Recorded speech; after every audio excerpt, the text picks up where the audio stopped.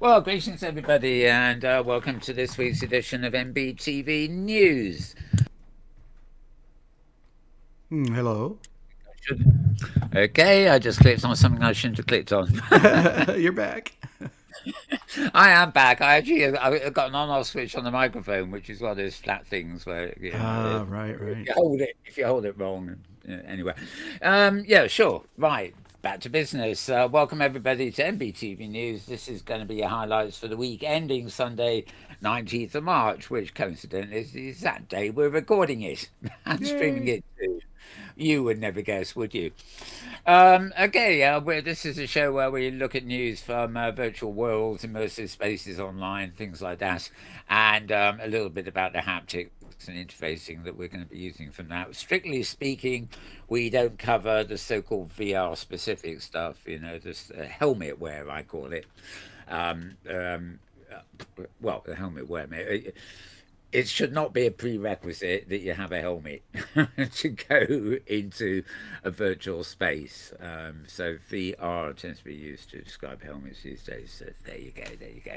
Anyway, my name is Mal Burns, and I do have a Twitter account still. Still. Can't get rid of it. You'll find me at twitter.com, twitter.com/Mal Burns, Malburns, two words squashed together. And you also find another account there for twitter.com/Metaworld News, though that's probably of less interest to those of you watching this particular program, so to speak. Right, okay, getting on with that.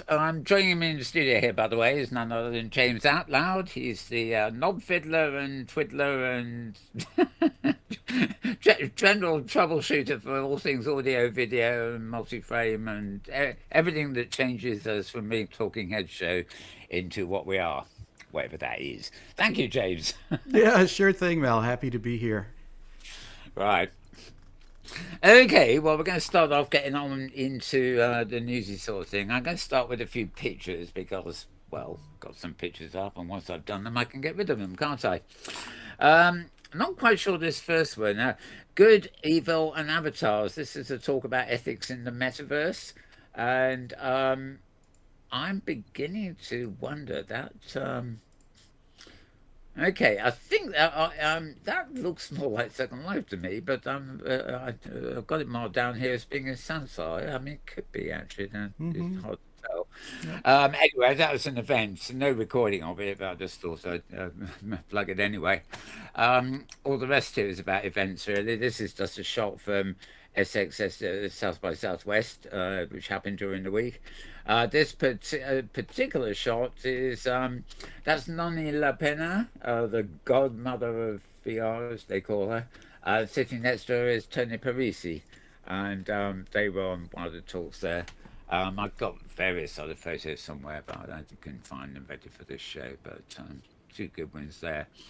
Right, this is another shot on the site. In the centre there, you have Ken Bai from Voices of VR.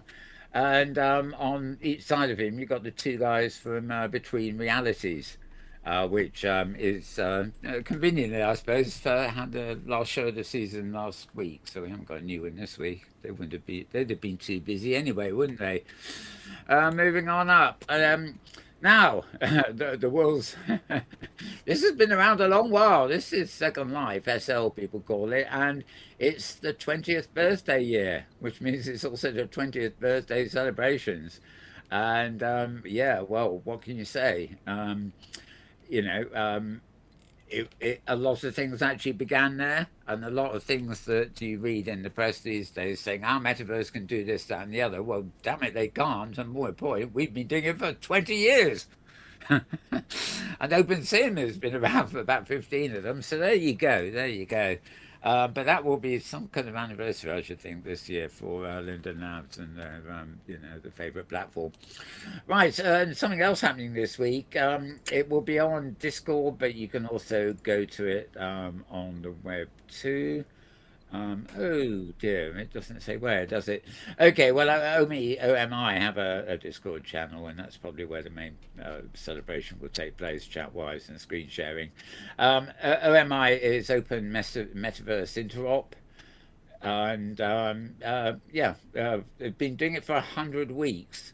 I actually rather thought they should have waited till week 104, which means they'd have been doing it for 2 actual years. But I don't know. They go for 100 weeks anyway, and that will be this coming Wednesday, March the 22nd. So I find them on Discord. Now, did I miss one? No, I didn't miss anything out, did I? I thought I did, but obviously I didn't. Okay, okay. So we'll move over to okay. I'm going to have one video clip before we get going on other things, and this is just a walkabout from the South by Southwest convention. They had a big area devoted to VR and stuff like that this year, and this walkabout is just 22 minutes or so of that particular section of the expo, or whatever you want to call it.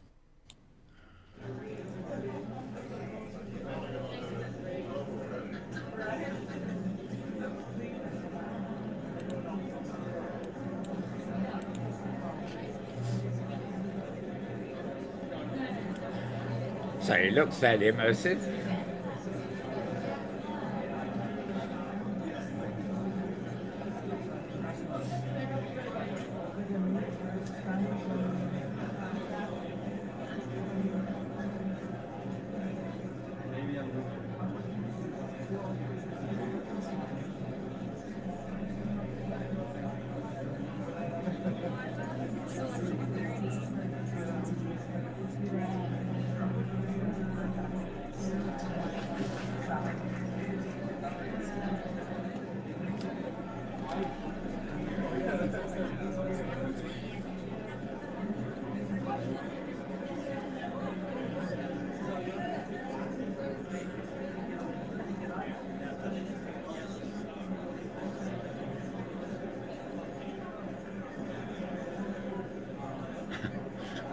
Nice touch bed for everybody. Yeah, those LED clouds are looking popular too. I'm seeing those in several booths.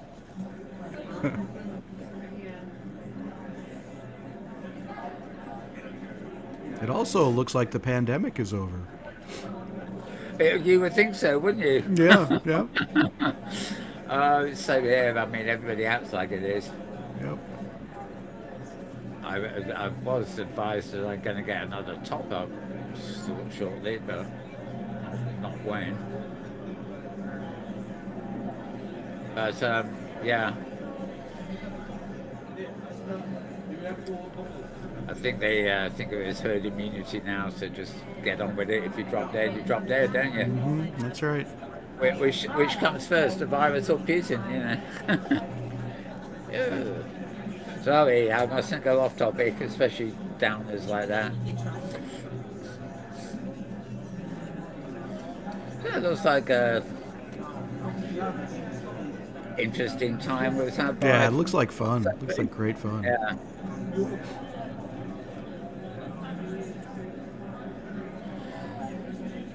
Yeah, so there we are, almost as good as being there. Mm-hmm. Well, not, but give you a flavour. It's a nice thing to have a little flavour of, isn't it? Really. Okay, there was another event this week which was to do with you know, art, the bay there. This is actually a little clip of people in the virtual world. It may be, I don't think it was Open Sim, it may be Second Life or one of the other newer worlds. Again, 2 minute clip, but the purpose of the clip is that you're going to be listening to what's happening on the screen that they're watching, which is just a roundup of the stuff they had at the thing. You're off the hook. Almost everyone is off the hook. Thanks for staying with us until now and for the people watching as well. You know, it was an energy intensive day, but personally I learned so much and I hope the same is for all of you. Thank you to all the speakers for the extremely generous insights. Thanks to the audience also for engaging with the topics with such curiosity. I was actually tasked to give a summary of the day.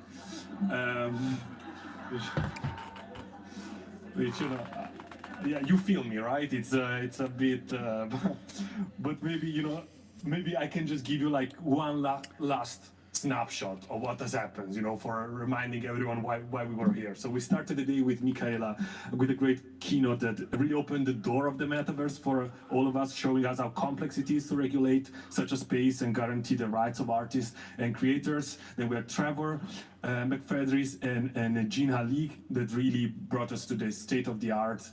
Gina on the side of building actually the metaverse that we've been talking about, and Trevor on the latest in Web3, the economy of creation, AI and music. Then with Moreshina Ayalari, Chao Tayana, and Kevin Bray, we looked into the ways of remembering and how to reimagine forgotten also histories through virtual technology, but also without, and think about privilege, access, and colonialism. With Kaiken, Ali Islami, and Moving Castles, they guided us through their worlds and the many ways that worldling can take on a personal, communal, and speculative level.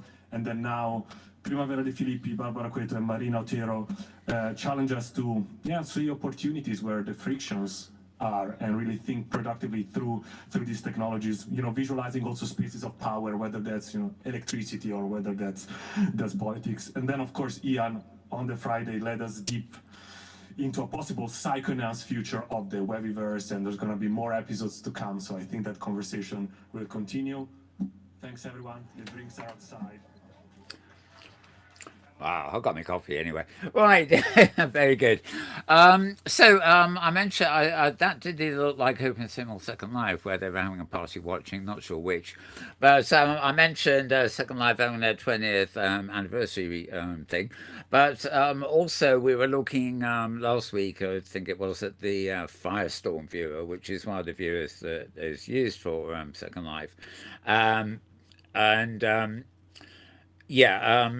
Basically, somebody is developing an interface built in Unity that will convert the normal Second Life viewer or Firestorm viewer, as it were, into a new interface. So the content stays the same, but some visual things will be better, and different sort of tweaks, and a more modern looking interface for the world, so to speak.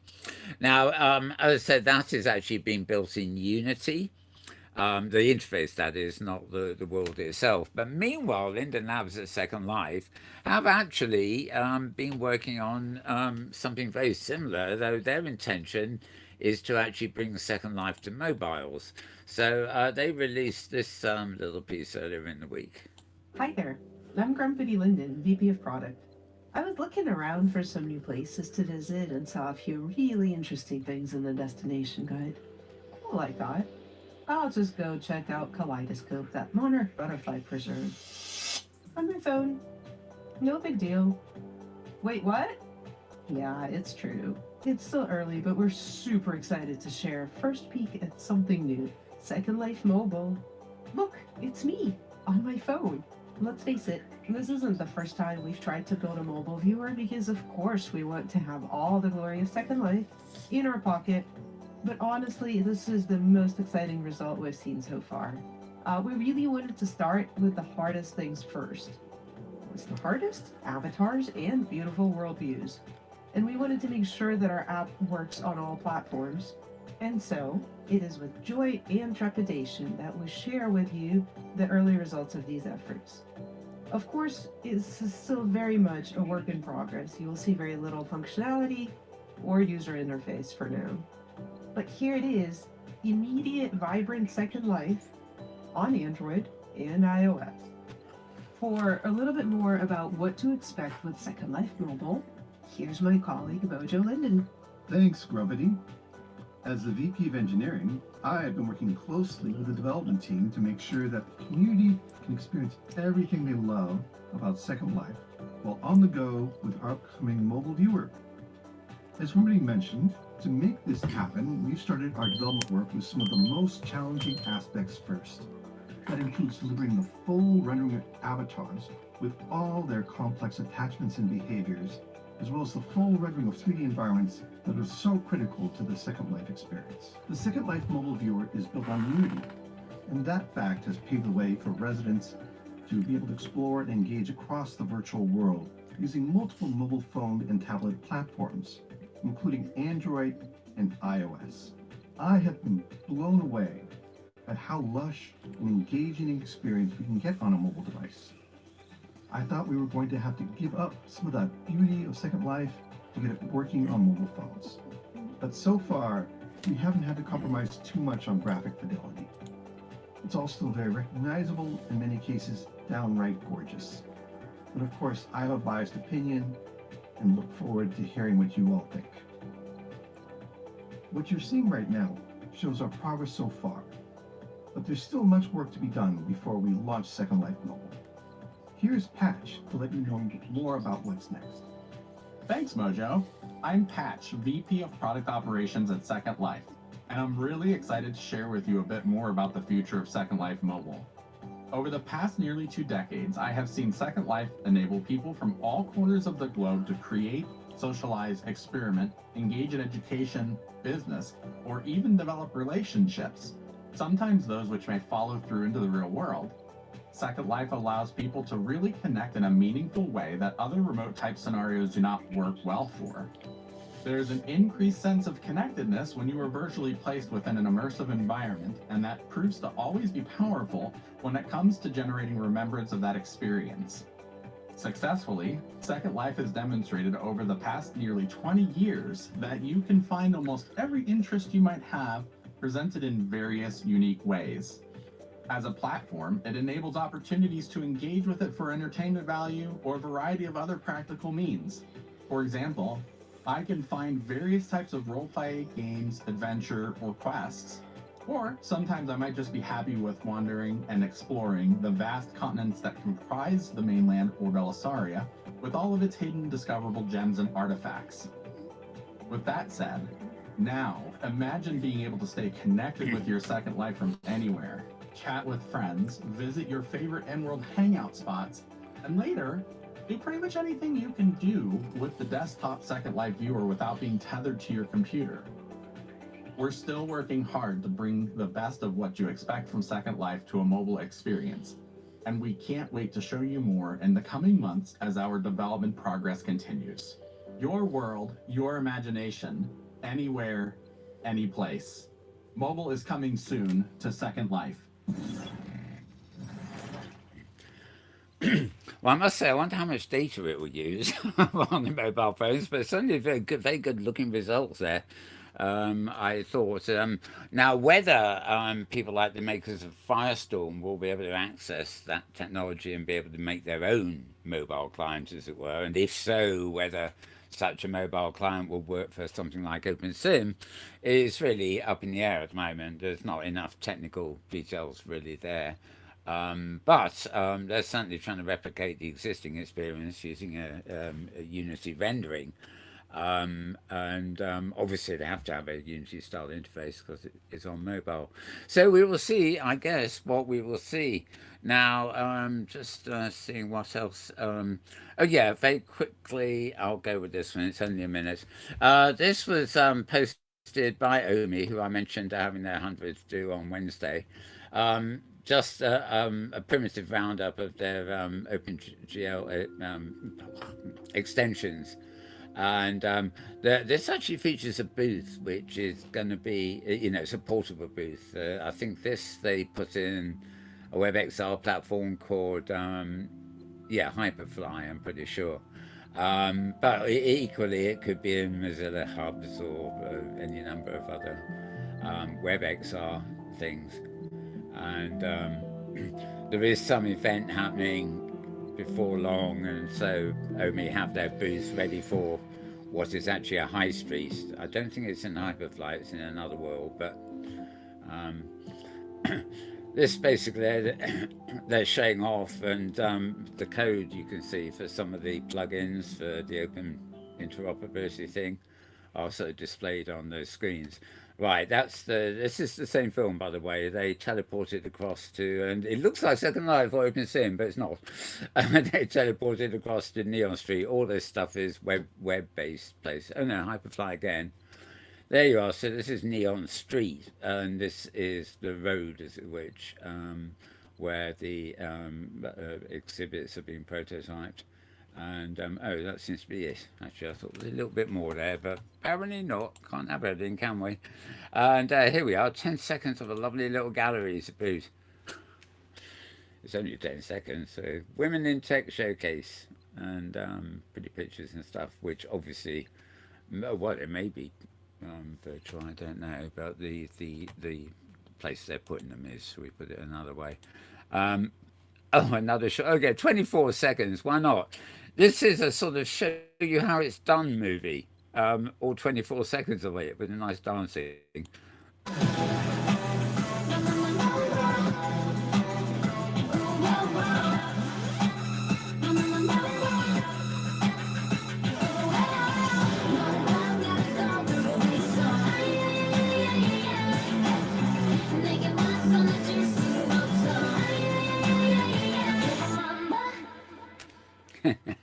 Cute stuff.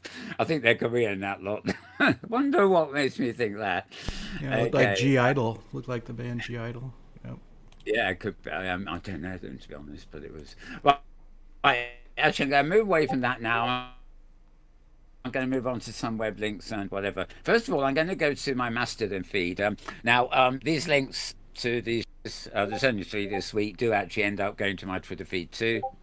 But I'm showing you to them here via Mastodon. Today, in fact, or this weekend, in fact, we got the This Week in XR, regular edition, so to speak, a couple of days ago. Obviously focused upon South by Southwest and stuff. But also today they released another one, which is a special, Ted and Charlie on their own, for whatever reason. I haven't had time to play this yet, because as I say, I only got it today. It's just fairly rudimentary Charlie Fink and Ted Schillerwitz there, really. But what's interesting is the only other clip I've got on the list this week is from earlier in the week, and it's our good old favourite VR download. Now, I normally sort of, if I do get to watch this live, it's a bit near the beginning, but we've had some time zone mess ups this week. So everything in the States for me is an hour earlier than it should be, but my diary doesn't always let me know this. So my alert for this show actually came when it was already an hour in. So uniquely, I got to watch the end of it. I also saw some comments from James here in the chat, and I was laughing myself silly at the amount of confusion these guys were having over what was high fidelity and what was right. Oh yeah, it was funny. And they were getting it all arse backwards, basically. Yep. Although it was an interesting conversation. So James, I'm going to ask for your comments on this. Yeah, well, that's not their focus. Is of the virtual worlds of Second Life and all that. They are very much VR headset focused. But I thought the most interesting, poignant part of the show was at the end with the demise of alt space. And so that was, that was definitely a sad moment, like so many other virtual worlds that we've lost over time. So, but I did not watch. In fact, I only tuned in a little bit towards the middle to the end. But it was at my day job. It was webinar day, so I had limited time. I still need to go back and watch the recording. Right. Yeah, I don't know what happened in the first half, but I did actually watch right to the end from whenever I joined. Okay. Okay. So I saw you leave, in fact, but I carried on watching. So. Okay. Yeah. Always a good show, anyway. So you can find my links on Twitter, twitter.com/MalBurns, of course, and or you can find my Mastodon feeds if you look at it as well. You can find the links to YouTube, or you can actually simply play them in line from the embed code here. I said you can. Oh yeah, there it is. I can't even see it for looking, can I? So anyway, just a few of those for this week, and with that, I'm now going to scroll up to the top of my webpage list here before we run out of time. Well, don't worry, halfway through already. What's happening? Yeah. As James said, there are actually, I should have actually brought the clip up, but there have been a clip from the last several clips of the last moments of Old Space VR. Yep. And this slide, as it were, popped up against that background fairly subtly at the end, and it stayed around a while.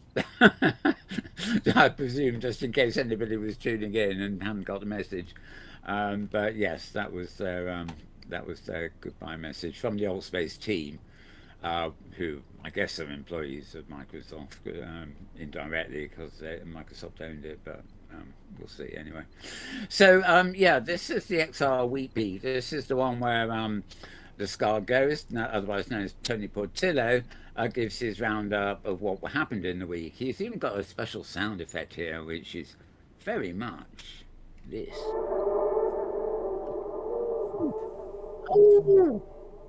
Yes. The ghost howls. Yes. The ghost howls, indeed. So does Mal. You don't want to hear the Mal howl. I've got a ring to it. The Mal howl. Maybe I should start a blog. Yeah, the Howling Mal. The Howling Mal. Oh, never lived that one down, would I? Right, okay, let's move on. He covers the closing of Altspace, of course, as we just saw, and stuff. They've got to remember that this came out on Monday or so it was all the stuff from the week before. And, of course, at the beginning of the week, he was en route to Austin, Texas, from his home in Italy, to attend South by Southwest. So he was quiet for a couple of days, especially as he missed one of his connections. So he arrived at South by Southwest a day late or something. He also did present there, actually, which is interesting, but I haven't seen a clip of it. Same with Philip Rosedale. I saw a photo, but not a clip, so looks like nobody recorded that. A lot of the films from South by Southwest will be coming up in the next week or two. It's actually their policy not to, apart from their live feed, not to actually put up recordings till a couple of weeks after the event. Yep.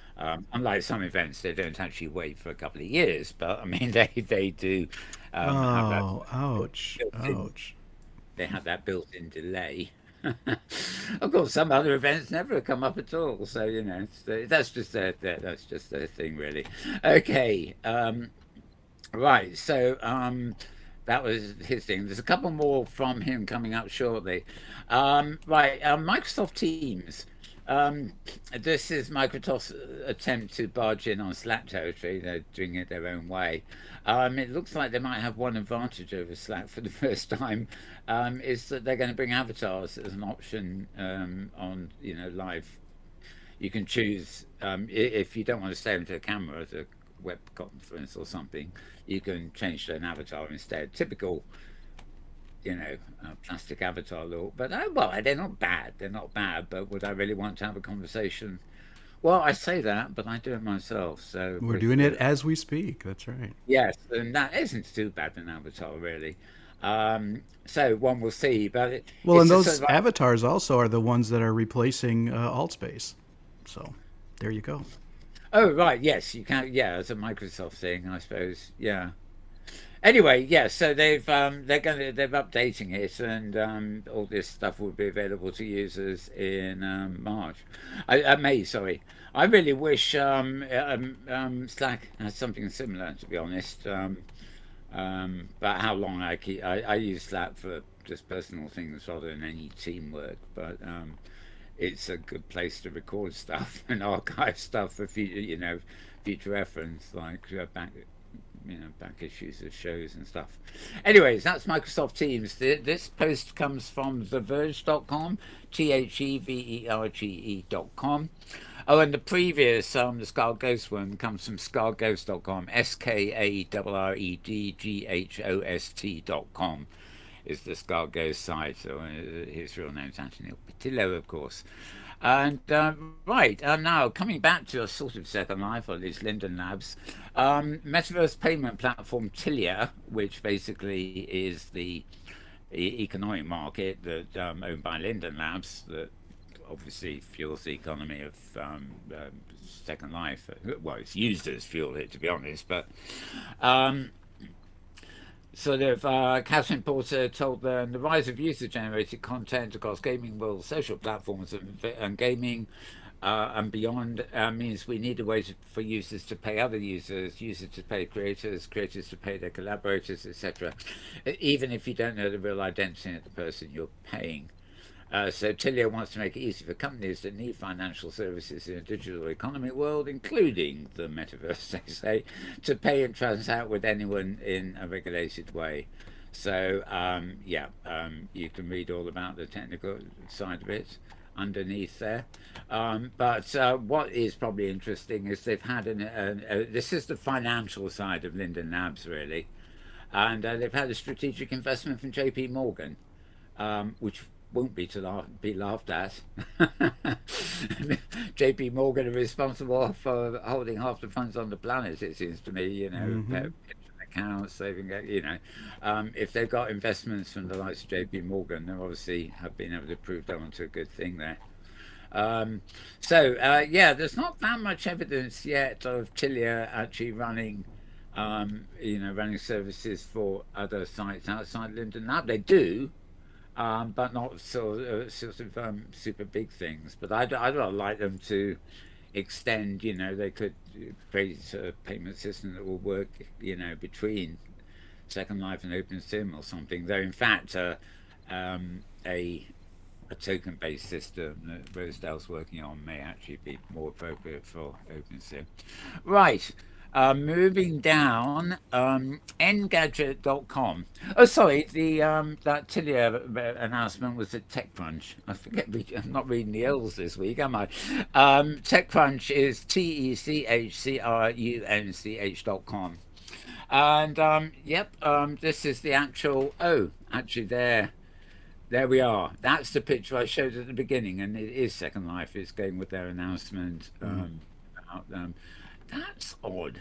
The title that I had on it at the beginning, I think, belonged to another article. That's just me. I've obviously goofed there. Apologies, folks. Anyway, this is a little bit more about what's happening, although actually you probably would have gathered as much from that short video we showed. This week in XR.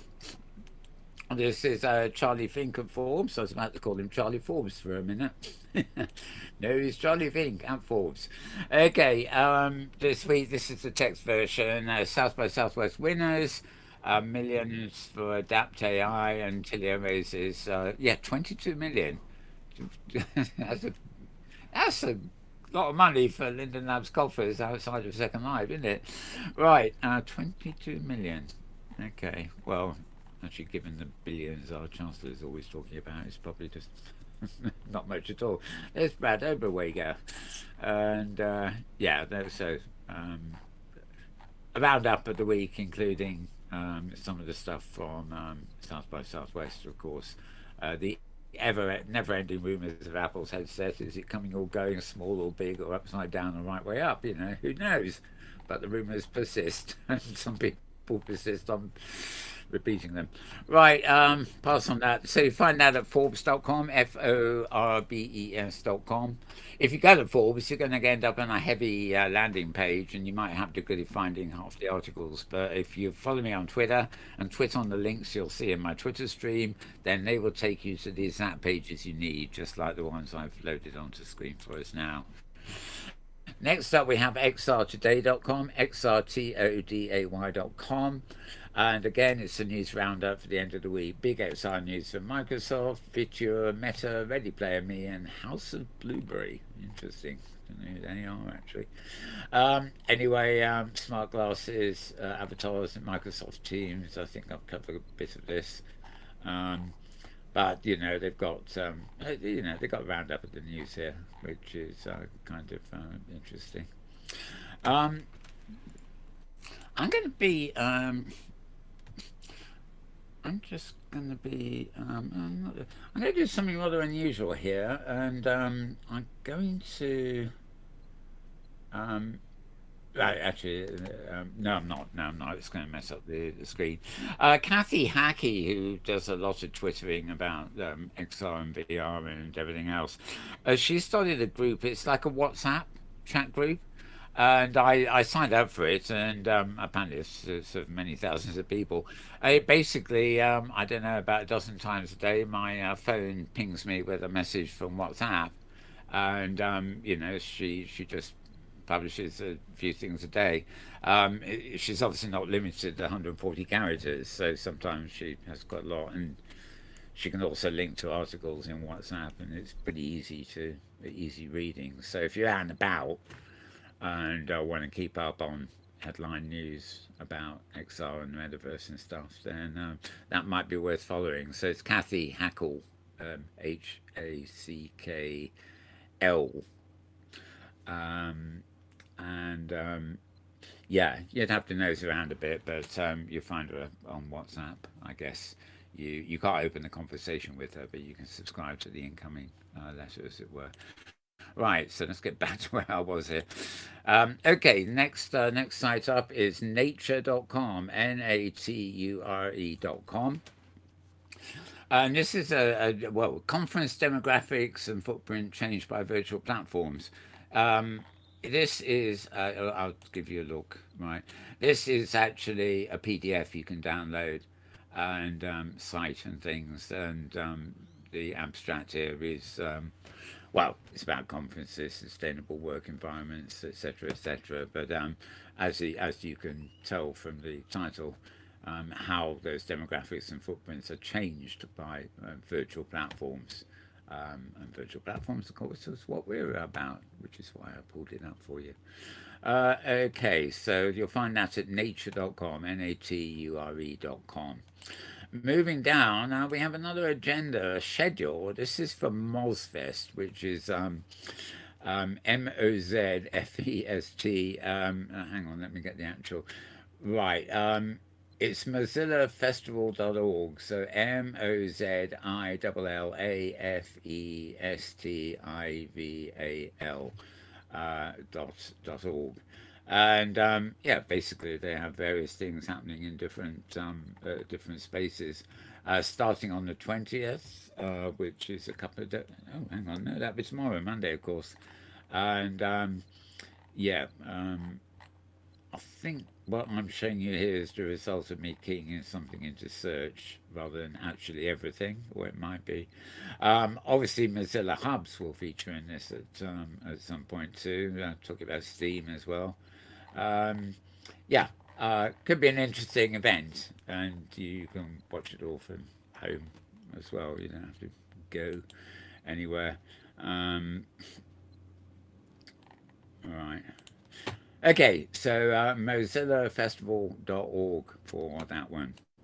Right, back to XR today again, right? And this is, they also question which XR firms are leading the charge for interoperability, a crucial factor in the growing so much whatever verse. XR, should we say? And it's booming and about to grow, etc., etc. But will it interoperate? It increases half the time. It seems like it would never happen, which would ruin everything. And sometimes you get all optimistic, and it probably will. It's important to innovation, of course, for one thing, but it's not easy to do. It's not like building a web or the web, where you've got you know, fairly simple addressing system that once it worked, it worked. But this is a roundup. It's looking at Meta, it looks at Microsoft, it looks at Varjo, it looks at Unity, Pico Interactive, Google, Magic Leap. All these people are part of it all, looking at whether, you know, to what extent they are interoperable with each other, so to speak. It then goes on to Metaverse Standards Forum, creation of that, etc. So you'll find this at xrtoday.com, xrtoday.com. And now we're back on that howling person. Cue the music. Oh, yeah, love it. He's howling because he's back from South by Southwest. And he's had time to do some thoughts about it. More than a few, actually. Showing off his badge, hiding his mug. Right. He was back to Amsterdam, and I guess is he Amsterdam? Oh no, he's changing a flight to Italy. So this is what he writes when he's in the airport, I guess. Anyway, it's his little roundup, a few photos of him and other people and whatever. He's a very prolific writer. Is Tony Vitillo. So when he plows into something like this, you can see it's quite big. Oh, there he is doing a. Is he interviewing or not quite sure there? With Maud Clavier talking about their platform, yeah, that's Vroom, isn't it? I think. Yeah, awful lot of stuff here. Oh, he's demonstrating one of the beds. Well, that wasn't one of the beds we saw in the film, but yeah. Anyway, so he's got a little roundup of that, and I'm just going to jump down here a little bit because I know there's another one from here. Oh, no, I can't see it. Okay, maybe I didn't do the other one. Right. Okay. So moving down. Um, oh, that was of course Scar Ghost DGHOSG. Now into the mist. This is just nice. Basically, in mid 1990s, it's an anniversary of Mist, I think, at the moment. Yeah, 1997. Oh no, that was Riven. Um, that would have been 25 years ago. So Mist must have been. Oh yes, 30th, right, 30th anniversary. Um, yeah, they're porting it to proper 3D. Finally, there was actually a 3D-ized version that worked in helmets, but they're building the original one, and I believe Riven into helmet wear, so to speak. This is always my favourite thing back in the day. I'd never been a game player really, but then the Mist came, and actually it was one of the first games ever to come to the Macintosh. It wasn't originally available for Windows, and it just looked gorgeous, you know. Less so now, it's dated, you know, but it's still, you know, got that wonderful charm about it and wonderful escapist thing. And arguably, you could say, you know, it probably influenced, if not directly, but indirectly, you know, everything for Second Life, Open Sim, and many of the worlds we've known over the last 20 years. Or, yeah, I mean, there.com, for example, it wasn't so illustriously graphic, but that was in the late 90s. So, yeah. Anyway, I'm also looking forward to a new version of Riven because Riven was done with very high quality still images, which was a different style from the original one. But I think they're going to rebuild it now to work much more interactively. Okay, so you'll find this article, however, at inverse.com, inverse.com. Right, moving down. Next site I've got up is the Metabyte. That is a good name for you. TheMetabite. I'll have a bite of meta, please. Ooh! Do I hear Zookies running away screaming? What bit did I bite, mate? Right, never mind, never mind. Okay, the search for the metaverse at SXW, South by Southwest, of course. And yeah, here we have it. It's just hang on, a little piece. I think there's more to it than that. Ooh, now there's less than even less. Okay, well, there we go. Um, I have a feeling that this link actually went somewhere, and it may be something in that. Okay, okay. Well, you've got it if you want. Themetabyte.com. A little roundup about South by Southwest, but not very significant by the look of it. Sorry about that one. I wouldn't have put it out really if I'd known or been alert. Okay, back to Forbes.com, of course, and Charlie Fink again. As well as his weekly roundup on the 17th, which was what, Friday, he did judging South by Southwest experiences. He, I believe, well, basically, he's done a roundup of all the experiences he came into contact with and passes his neat pajamas. Oh, it's Lucas Risotto, is he? Right. More about the beds by the look of it. Well, I suppose if you go to a conference and see a row of beds, it's the obvious. You're probably so tired from travelling there that you dive into the bed, don't you? What else would you do? Right. Anyway, that a very significant roundup here. He's covered just about everything that he came across, including whatever he's coming across in that picture, a live concert apparently. Yeah. So again, another write-up from him there, and two last pieces here. Interesting point. This both of well, there's several other pieces this week. This is at the World Economic Forum, WEFORUM.org, and says ignore the hype that we'll all live in the metaverse. Let's use virtual reality, but hardly at all. And there was this is an audio article. Jeremy Belson, you probably well know, is a virtual humour and interaction lab at Stanford. He's the founding director, so he knows what he's on about. Basically, saying that this headset world is all well and good, but you really don't want to be spending too much time in it. It's going to be more a thing you pick up the headset or hopefully glasses for a given reason, rather than just put them on and spend a lot of time in there. And they do, they are kind of anti-social reality in a way, but they're also, you know, it's easy to see from just the way people stay on a screen in virtual worlds. Some people really do overdo it on the time spent in things. It does make much more sense that it's something you pick up from your desk to get an enhanced experience of a given thing at a given time. But anyway, that's his thoughts. So you'll find this at weforum.org, and if you go to my Twitter feed, obviously you can click on the link that would take you direct to this page.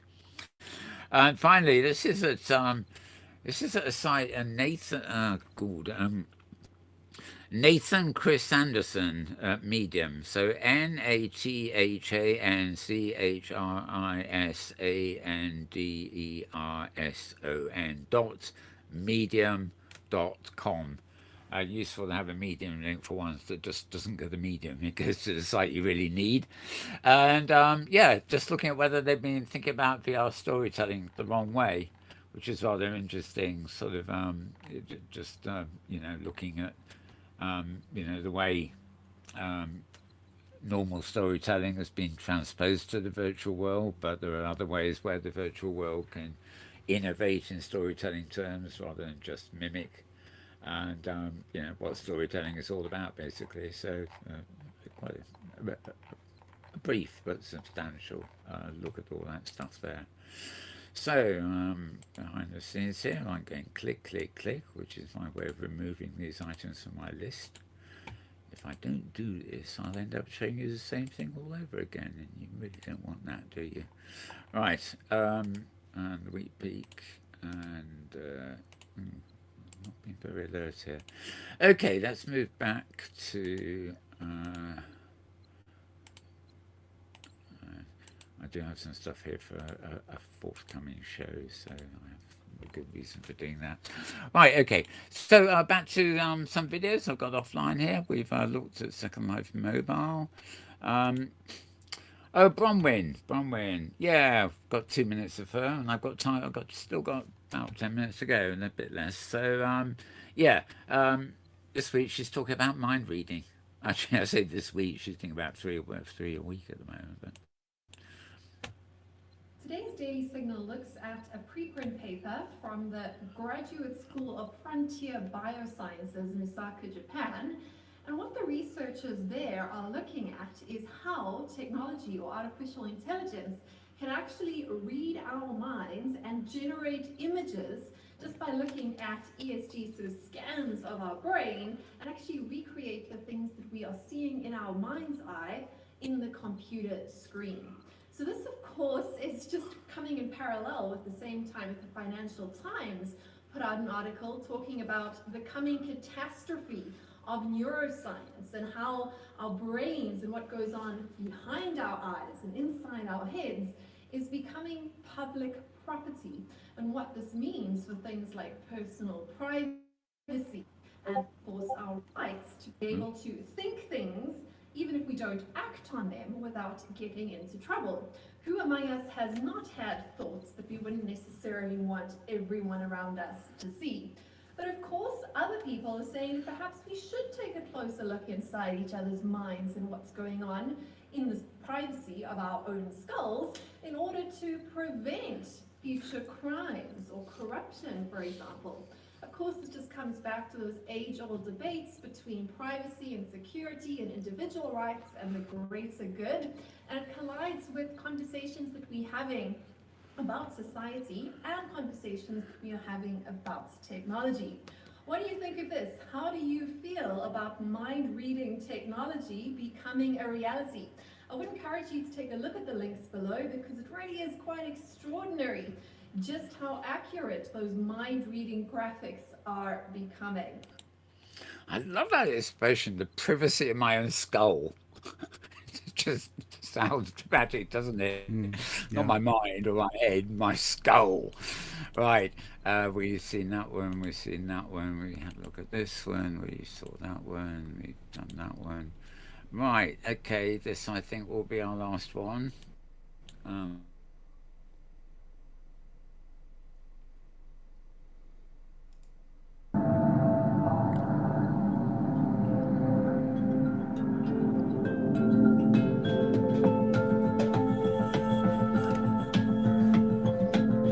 Greetings, Detective. I'm Special Agent Janice. You've been authorized by the Metropolis Bureau of Investigations to conduct interviews with possible witnesses. What do you know about the crime scene? What are you doing here? Is it dangerous here? It's hard to say. We're still piecing together the evidence. I saw some humans running away from the building shortly after the fire started. Detective, I believe someone is watching us. This is a delicate situation. Let the professionals handle it.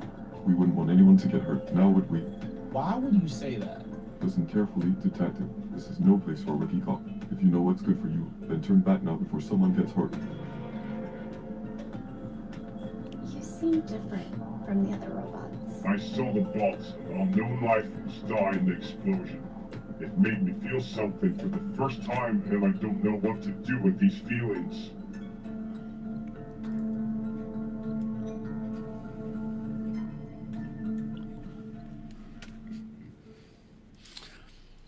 Well, as you can sort of gather there, that looks like a sort of just fun sort of detective game, but it sort of said it all. And if I go scroll back so you can see exactly how they put it. Here we are. Oh, oops, not quite there. Right. Basically, unscripted AI dialogue generated in real time. So, as you can see on the video thing, you're seeing somebody on webcam, but that's them. That's just a method of showing you them interacting at home with the game, the detective story, which is always fun. But when they ask the characters something, the reply they're getting is generated in real time by an artificial intelligence. So presumably, it's not clear to me here, but presumably that means the replies are different every time to every different person, because the AI generates the reply. And how that links into actually solving a mystery, if the information given out, it presumably has some method of revealing actual needed information slowly over the course of the game. But anyway, the fact it's AI is driven by, the dialogue is driven by AI made me think, well, that's kind of interesting, isn't it? Okay, well, that's it for this week, folks. And for once, I'm more or less on time. James will be pleased to know that, won't you, James? Oh, yeah. Yep. And any other comments, James, before we call it around? No, not really. I mean, so much to consider, and I'm interested in that AI dialogue. It's kind of a game, so that's very fascinating. I can see a lot of OpenSim people doing that at some point. Maybe they already have. There is some kind of version of that Chat DTP or whatever they call it that actually is some kind of scripted system that actually will work in OpenSim and probably Live too. And I know, but presumably it's just a bot that's in world that you can ask a question in chat on a certain channel and it will give you a reply that's an AI-driven reply. Most of these AI, being able to use them is actually quite costly. You know, everybody has there's 25,000 probably new services every day, and get this plugin for Chrome and blah blah blah. But they're all pretty costly. So if you pay it costs you 3 cents to generate a picture each time or something, but you don't pay it. You don't pay 3 cents. You actually pay a subscription, and you get so many things for 3. I keep looking for one that it just seems to be free, or just something you can play with, and it doesn't actually really seem to exist there. I mean, I know some people are generating these. There's a couple of Second Life blogs which are just they've changed from these Second Life blogs with Second Life pictures, fashionistas and stuff to the illustrated AI pictures. Well, you better change the name. This has nothing to do with your precious Second Life, thank you. Anyway, time to go. So we will call it a wrap for now. Hope you've enjoyed our little bit of news. As ever, be back with another batch same time next week. And next week, I think we might be back on 8 hours difference between James and me. Oh no, actually we're not on 8 hours anyway. But let's just say I think next week our clocks really do go the right way to match America's. Right. So that's it this week. As I say, look after yourselves. Keep well. If you're going to go to those conferences, by the way, remember the virus hasn't gone away, as James pointed out. Not many masks in that place, were there? Anyway, that's life. I think that's it. It's a wrap. Bye for now.